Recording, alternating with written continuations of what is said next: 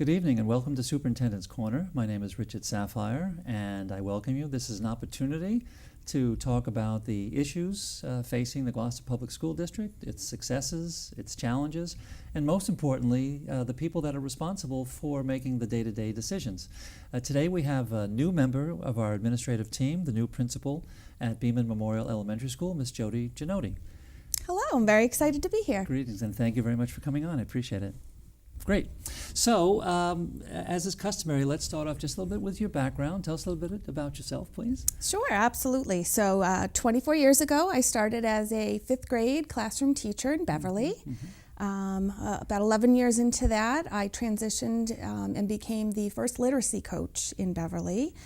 Began that program and that style of coaching and mentoring teachers, and helped the city build their program into all of their elementary schools.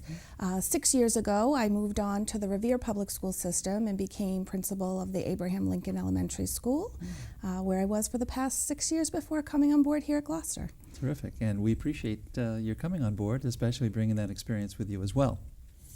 So, and we talked a little bit about this when you first applied for the position, but what was it about the position, about Beeman itself, perhaps Gloucester, that made it appealing for you to apply? So I've always loved the Gloucester community. I spend quite a bit of time up here. I certainly enjoy your restaurants and the beaches, but I did get to know the schools a little bit. I've been a partner of BSRI for quite some time, as Gloucester schools are, so I've been involved in some networking relationships with some of the Gloucester principals, and I was always very taken by what a community they were and how helpful they were to each other and a resource to each other, which was very attractive to me. Coming from a large urban elementary school of over 700 students, the idea of having a smaller, more family-like atmosphere seemed also very appealing. So it definitely drew me to the Beeman. That's interesting. In that, Beeman's one of the two larger of the 5 elementary schools, approximately 350 students, give or take? I think we're up to 340 now. 340? Yeah. Okay. And so that suggests that schools in Revere were a little bit larger. Much larger. I was actually one of the smaller elementary schools. There were schools that went up to about 850 that were elementary level. And Abraham Lincoln had? We had about 700. Okay. I presume you probably had an assistant principal or so. I did. I did have an assistant principal. I suppose that would be the one thing I missed the most. Right. And having been a principal, I understand exactly why. So was there anything about Beeman?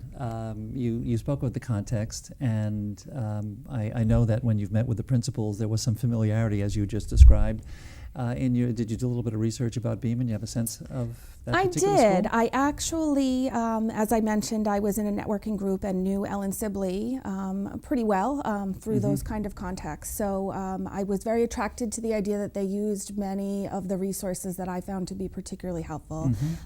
Differentiated in RTI instruction, the partnership with BSRI. I had learned that they were good candidates for your Newcomer program, which has since begun at the school. Oh, we'll talk about that. And I really enjoyed my work in Revere with ESL community and some of the initiatives that we were able to create there. So I felt that it lended itself to making it a good fit for me and a good transition. Okay, I'd like to go a little bit off script because you brought up the Newcomer Academy. Sure. Since 2015, we have seen quite a rise in the number of English language learners, students who speak a foreign language with limited English proficiency. Our job is to try to get them up to speed and educate them as much as possible. This year, in addition to the staffing increases that we have created over the last 2 years, last year and this year, we've also created something which happens to be housed at Beeman, which is called the Newcomer Academy. Would you be kind enough to talk about that a little bit? Sure. So the Newcomer Academy is for our elementary students across the city that are really new to the country. So they haven't really experienced an American education or much of the American culture. They often don't have any English language skills. So they start at the Beeman regardless of what their home elementary school is. And the idea is that they stay for anywhere from 2 to 4 months to sort of assimilate. They have a newcomer teacher that is bilingual and can speak to them and get them used to just basic expectations of what school looks like and get them able to ask questions for self-help, be able to follow basic instructions. Right now in the afternoon we do have them transitioning into some of our homerooms to experience what specials are like, art, music, gym, what typical lunchtime recess is like, so that they can start to build relationships and use some of their conversational English as they acquire it. Yeah, it seems almost overwhelming because not only are they there to learn academics, but just the way a different culture educates children, what the expectations are, whether you should line up in order to go somewhere. That may or may not be the case in another culture. Right, raising your hand to ask a question. Right. The other day I was able to do, during my walkthroughs, walk in and just the piece of education was around how you address different members of the school community. So how you might say hello to a teacher and respond to them might be very different than how you might talk to one of your peers. Interesting. But how many students do we have now then? So right now we have 7 students that are in the program, and they range everywhere from kindergarten right up to 5th grade. About 90% of the students who are new and are English language learners speak either Spanish or Portuguese, but that's not exclusively the languages that we have here in the district. There are probably close to almost 30 different languages. Some of the most recent arrivals, I believe, are some Egyptian students as well. Yes. Do you know if in our Newcomer Academy whether there are students beyond Spanish and Portuguese? Spanish and Portuguese are predominant, although I do have 2 Arabic-speaking students. One actually happens to come from Egypt. Oh, there we go. See that? Yeah. So it's a diverse challenge. We're in the process, as you know, of trying to make sure we have adequate translations for all of our students, Yes. The appropriate interpretations, interpreters, and so on and so forth if they need some guidance and some conversation, particularly since in all likelihood the families themselves are speaking the native language, and by the time these children are no longer considered limited English proficient, but rather former limited English proficient, they may be the only ones in the family that actually have some facility with the English language. Correct. So the challenges remain somewhat consistent as they make their way up through the school system. Yes. Yeah. Yes. But a great place to start is at Beeman in the Newcomer Academy. You spoke about BSRI. I don't necessarily want to get into that at the moment, but while you were in Revere, can you speak to a program or an activity or two that you would want to highlight, which you might consider bringing over to Gloucester? So there was a couple of new initiatives that I began 6 years ago when I became principal there. One of them was we were the Lincoln Lions. We called it Lions Pride, and it was a pro-social, positive program for students to sort of highlight doing the right thing, having good behavior. We came up with some key characteristics of what pride was, and we really educated students on what that looked like and how they could display it throughout their day. We made it a common language for the school, and so students could find that all teachers would respond very in common with one another in terms of what they were looking for in student behavior, and then how they would praise them. So we're looking to build that kind of common language at Beeman. I've started a component of that, which is school-wide meetings. We're holding them twice a month now, and it is really for them to get used to me as a new principal and to see me as a common face and in a positive light, not always if they happen to be in trouble and in the principal's office, but to sort of build some of that common language and talk about themes that really impact the school as a whole and how we can address them as a whole. So we had our second meeting today, which I had the opportunity to sit in on and observe. I hope you enjoyed. I did. I raised my hand. Yes, at you the right did. time. You did. So the theme for the month of October, appropriately so, was bully prevention. And this was our second meeting, and we showed a little video that gave a real life clip of some examples of what it might look like to have some negative experiences with classmates, and then it would rewind and sort of do the script again with what could you do to help. And we talked about what an upstander is, which I believe is when you raised your hand, you were willing to be an upstander, which is speaking up for others. And then I also gave out a poster to all of the classrooms that I talked about with the kids to really help them identify bullying, because because that's become sort of a key phrase for us right now in education. And, you know, anything that's sort of perceived as negative sort of goes under that umbrella of bullying. But we talked about how people intentionally or unintentionally sometimes hurt feelings or say something negative, and it could be rude or mean, but it's that, you know, consistent revisiting and continuing to be mean even after you've expressed that it's unwelcome is when it transitions to bullying. And I think that's a key message for students to learn, that they can also bring home, because I think that sometimes even parents can struggle with that. There's a connection, there's a similarity in a way between teaching our ELL kids, which we spoke about, and teaching them about the culture, and teaching kids who may already be acculturated to our particular area, to our particular community, but for whom certain behaviors yet have not been understood as what is or is not particularly appropriate. I mean, that kind of defines kids, right? As they're trying to figure out what's the right thing to do before they then start to figure out exactly who they are. But you don't have to worry about that, because that's when they become adolescent. But we're trying to give them those key skills as to what they can do. And I worked very explicitly with them, especially today, on, you know, what's a first step, which is really self-advocacy, or even stepping in when you see something going wrong and speaking up, because that's what we're looking for as good community members. But then, as you know, people don't necessarily respond, what's that next step, and sort of giving kids a real roadmap for what that looks like. How do you get an adult's help, and that we're here to help you. Right. The video today, or the set of videos, showed how a child could intervene with the expectation that the person who's the aggressor would back off. And then I remember you asking the question that, well, supposing the person who's doing the bullying doesn't back off, what do you do next? And gave them a formula for how to address that particular situation. Yes, and we've been working very hard on words being hurtful, as hurtful as something that would be physical aggression. We did an exercise earlier in the month where we said very negative things to a piece of paper and crumbled it up, and then even after apologizing, we couldn't quite make the paper look the same again, you know, that you can't really take those words back. Right. Sounds like marriage therapy a little bit. I want to be careful. But a good point. You were a literacy coach. I was. In your past practice, and you were also involved with the Bay State Reading Institute, i.e. BSRI. Correct. It's a very comprehensive program, but maybe you can give us just a skinny on that.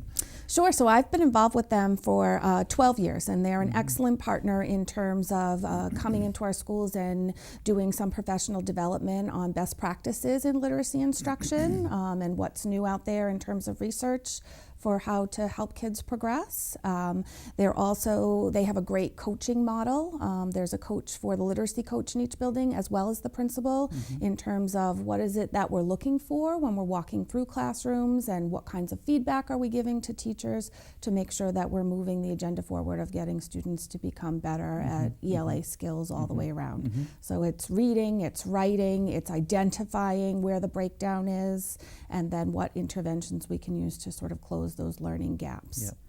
And I have found that I used the model. I used it in Beverly, I used it in Revere, and now I'm using it in Gloucester. And what I like best about it is, it's adaptable. So it's not just one way of thinking or one particular type of program, but it really can fit into a model of all different kinds of schools, whether that be suburban or urban, small or large, people just beginning with this sort of process, or people that have some experience with doing different types of instruction in the classroom. And I really like the flexibility of it. Yeah. When I came over from being an assistant superintendent to superintendent, there were a number of elements that were important for literacy, the use of data meetings, certain types of instructional methods, principal as leader. There's some certain pillars. And then when I was introduced to BSRI, I said, wow, the whole package is right there. It was. The RTI, the response intervention, all the elements that we were looking to coalesce in my previous district were organized, the organizing principle, if you will, of Bay State Reading Institute, so it made perfect sense to me. I was over at Veterans yesterday, and the two coaches, the principal coach and the reading coach, the school's literacy coach and the principal, I joined them as they walked through, looked at some classrooms, then went back to the office, and in a very constructive way talked about what they saw in relation to specific kinds of instruction, reciprocal teaching or prose constructed response, or whatever the situation was. And it just is an organized, systemic way of promoting good instruction and literacy. Absolutely, Yeah. I agree. Yeah, great. Let's turn a little bit more towards personal style and leadership style. We've each experienced going to a new system, a new school, or a new district, and leadership and leadership style becomes important. So talk a little bit about yourself and how you establish priorities and how that's sort of melded with your leadership style. Sure. So I would characterize myself as a very collaborative leader. I don't like to just make top-down decisions. I like to really hear from the folks that are doing the work day to day, that have the expertise. One of the first things I did when I came on board at Lincoln is start an instructional leadership team that has members from all different sub-communities of Beeman, so all the grade levels, specialists, special education, Title I, all of that, counselors, so that when we are talking about building-wide issues, we're really having a school-wide perspective on what that looks and feels like to all the different sub-communities within Beeman. And it is through that group that we're starting to make some key decisions. One of them was to build in this school assembly program and to decide, what time of day and how it would work best, and some of the key elements that we want to introduce to students within it. So getting that input from all members and being able to facilitate that, I think, helps to create staff buy-in so that they really feel a part of the decisions that are being made. They feel that they have a voice and a say in what's happening in the school, and therefore hopefully are carrying out that message with confidence, rather than me sort of just kind of putting it on them. Right. Just to push it a little bit, are there some other topics that this particular instructional team is looking at? So we're also pulling apart right now our school handbook, and we're making sure that we have all the components that are necessary to anyone that might come on board at Beeman, which is great for me as a newcomer, so I can sort of point out things I needed to kind of go looking for in terms of information, and making sure it's very comprehensive and spelled out so that anybody that does come on board to join us really gets a flavor for who we are and sort of what the key components of being a community member of our Beeman community are. Right, great. And getting as many staff members involved in the decision-making process is a prescription for success. Seems well received so far. They really do appreciate having the voice and being able to collaborate with me. The state assessment, now once again known as MCAS, more specifically known as Next Generation MCAS, was administered in the spring, and we've received the results. In fact, the report cards for parents just came in today, and I sent out an email. I don't know if you saw it or not. I did. I'm ready to pick mine up. Good. Tomorrow. Good. You're driving right by. And hopefully we'll get them out a week from this coming Monday on November the 6th. This week to get a hold of them, the schools, to sort them out. Next week to put them all into distribution shape. This 4 days before Veterans Day. So it seems appropriate that we hopefully can get them out by November the 6th. In terms of performance at Beeman, well, before we even get there, let's just say, and parents will be getting a letter describing this new test and describing the results on the new test and talking about the different challenges that this new test presents as opposed to what's called the traditional, the legacy MCAS. And that in particular they're emphasizing the extent to which they can assess a student's readiness for the next grade. How that's being done is an interesting question. I'm not sure I can answer it entirely, but the ability to think critically, to problem solve, to make inferences, higher order thinking is probably what they're talking about as applied to those kinds of areas. And the last thing I'll say is that they also have indicated that statewide, 50% of students have met expectations or done better, and 50% have partially met expectations or done lower than that. With that said, in ELA, Beeman was ever so slightly above the state average, and in math, it was ever so slightly below the state average, but well within the ballpark in a whole new environment. We could add the fact that there's computer-based testing now as well, which adds another layer in terms of typing, Right. navigating on the screen. Absolutely, toggling between screens. Yes. It asks for quite a lot. We've actually started our All the Right Type program at the second grade level now. We brought it down. It was fourth and fifth. We were starting to pull in third grade last year from the research that I'd done, and we have now pulled in second grade to just build that sort of computer fluency, that typing fluency, hopefully to take that out of the equation when students are taking those kind of tests. And we're giving more district tests online to have them feel comfortable and familiar. Terrific. And this year, second graders will take the third grade MCAS next year, and it will be required that they take the computer-based tests, so that we are starting this year in terms of training on typing capacity. And all the rest is building capacity. So you mentioned one issue that's being done in response to the MCAS, and as we're beginning to, relative to the state results, show some trajectory at Beeman. This is a good thing. A couple of 3 years ago, they went into level 2. They've managed to stay there, and they've more or less held their own with a much more difficult test. And now we want to. There's no reason why we can't at least strive for level 1 as well. Of course. Which is exciting. Yes, it is. So in addition to the typing piece, I know that your teachers have had an opportunity to review test item analysis, how they did in each of the standards. And so what other responses is the school now considering with respect to that? So we took a really hard look at, what we're good at and what we're not so good at. In math in particular, because it was the larger area of concern, geometry came up for us across all grade levels.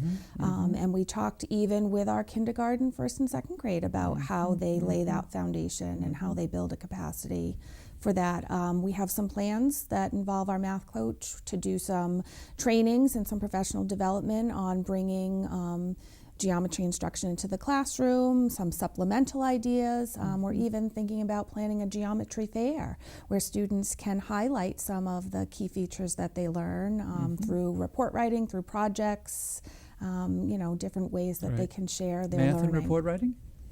Math and report writing? Yeah, absolutely. I think you can certainly research, how do we use geometry in our community and why would that be important to you later on in life? It gets children invested and interested in a purpose for it, right? They have to have a purpose for why they're learning what they're learning. And the fact is, although we separate subjects into different categories, the need to have good literacy skills is essential if you're going to be a good math student. Absolutely. What we in the old days would refer to as word problems begins and starts with the ability to translate and understand what's being asked. Correct. Without that, you're kind of on the boat without an oar. Those key math words and what they mean, and then how does that translate into what we're going to put on the paper? Right.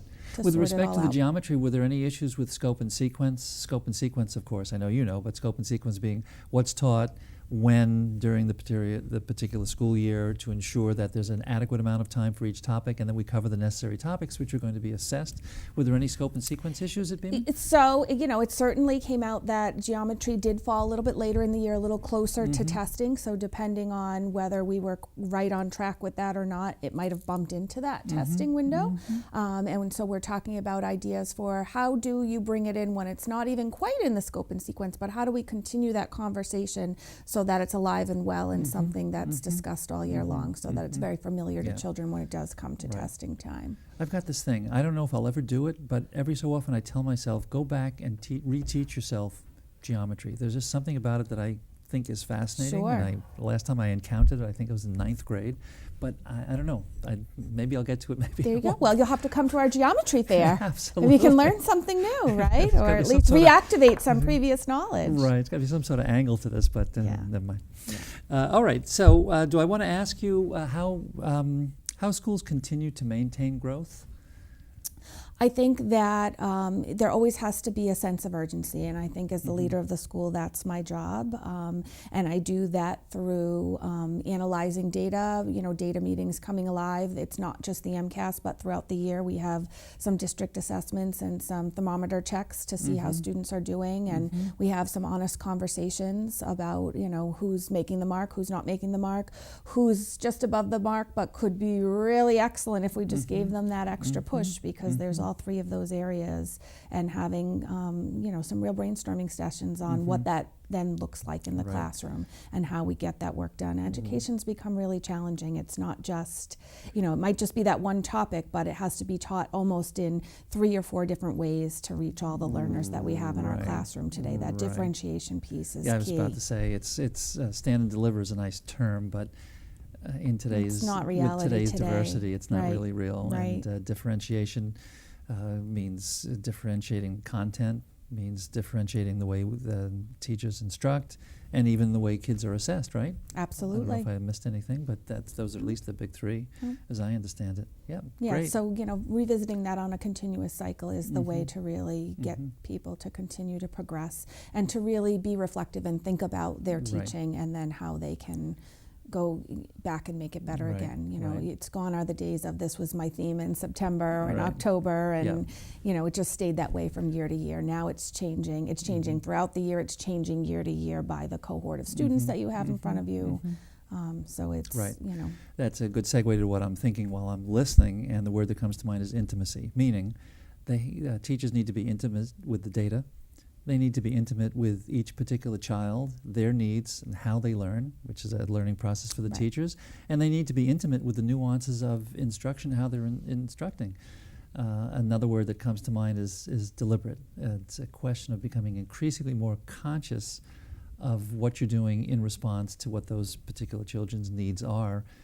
Sometimes you discover something and it's intuitive, but then do you then package it and use it so it becomes that much more deliberate? Right. Yeah. It's an interesting profession. A rewarding one. Yes, it is. Let's talk a little bit about communication with parents. We don't want to leave those folks out. Sure. We have a great community at the Beeman. The PTO is very active. They've been very welcoming, very supportive of the school. We had a beautiful cleanup project. The school's looking better than ever. DPW got involved and gave us quite a lot of help with the grounds this year. There's even been some painting going on inside the building. But parents actually dug in and got their hands dirty with some gardening and some dropping of wood chips and such in our gardens. Yeah. Good. Any major community after-school events coming up sometime soon?